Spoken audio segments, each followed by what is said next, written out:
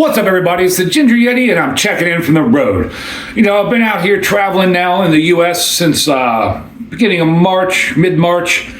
I don't know how many days and places I've been, but it seems like everywhere I've gone lately, it's really hard to find singles or make your own six-packs. It's kind of become a bummer, because I remember just a few years ago, everywhere I went, every day off, I was able to go to a beer store, liquor store, grocery store, and they would have massive selections of single cans of beer, bottles of beer. It was really easy to put together mixed six packs. It was really cool, but now it seems like it's almost impossible to find.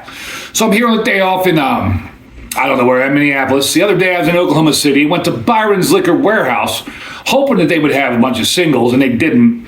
So I had to buy some six packs. And one of the beers I bought in the six pack was this beer right here. This is the Berry Bliss from Welltown Brewing out of Tulsa, Oklahoma. It is a blackberry sour ale made with real fruit. It sounded delicious to me. Excited to try it. It's 5.4% ABV, 12 fluid ounces. The can actually says it's 1 IBU. Just one IBU. That's kind of funny. I paid $12.73 for this six pack. So that's a little over $2 a can. The can's kind of plain overall. I mean, this is the can.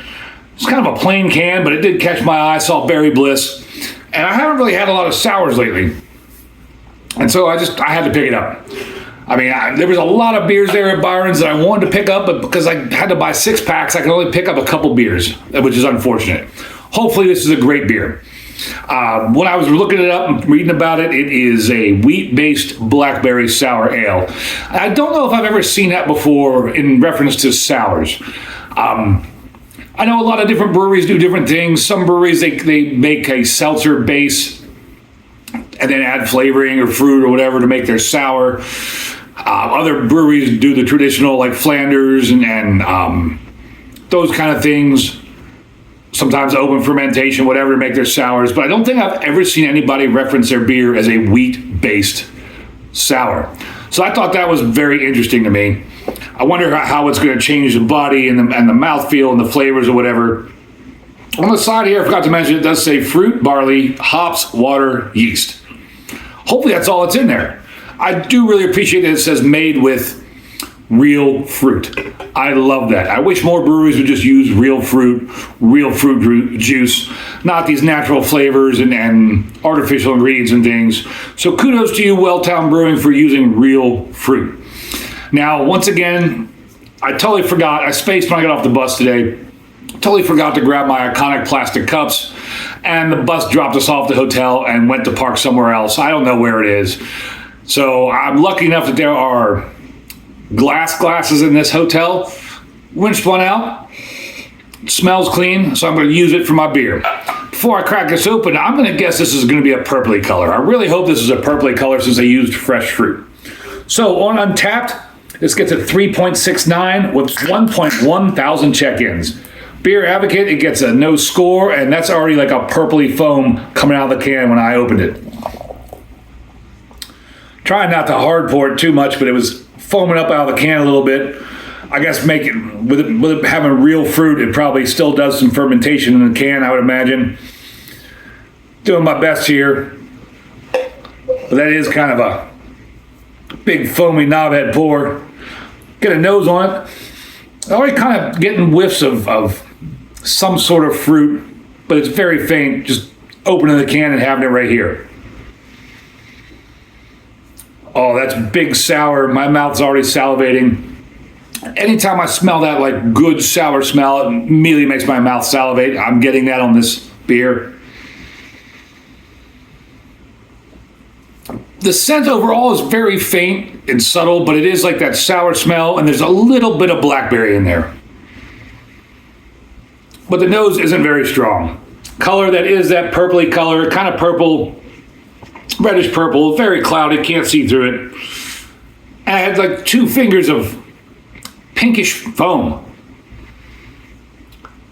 Hashtag dip your beak in it. Man, one of these days I won't do that anymore. I'm excited to try this. I'm really excited about made with real fruit. Let's find out if it tastes like real fruit. Cheers, everybody.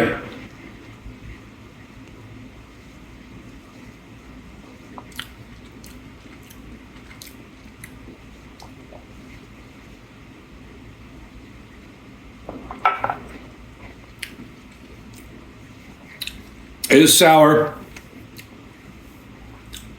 It's surprisingly dry.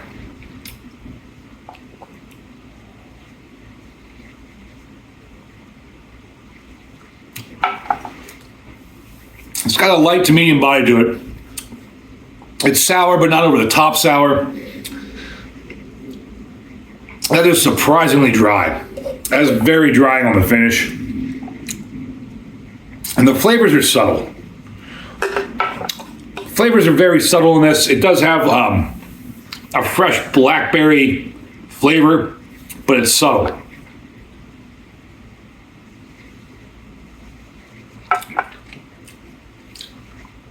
This is light, refreshing, sour, blackberry.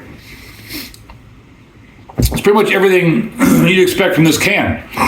Now, my personal preference, I'd have liked the blackberry to have just been a little bit stronger on the flavor. But overall, this is a very well done beer. This is delicious. I'm glad I have 5 more of them, or maybe I still have 5 more of them. I think I gave one away. I might have 4 more of them in the bus. I look forward to drinking these. I would give this a big horns up. Berry Bliss from Welltown Brewing. Once again, really appreciate the use of real fruit, blackberry sour ale.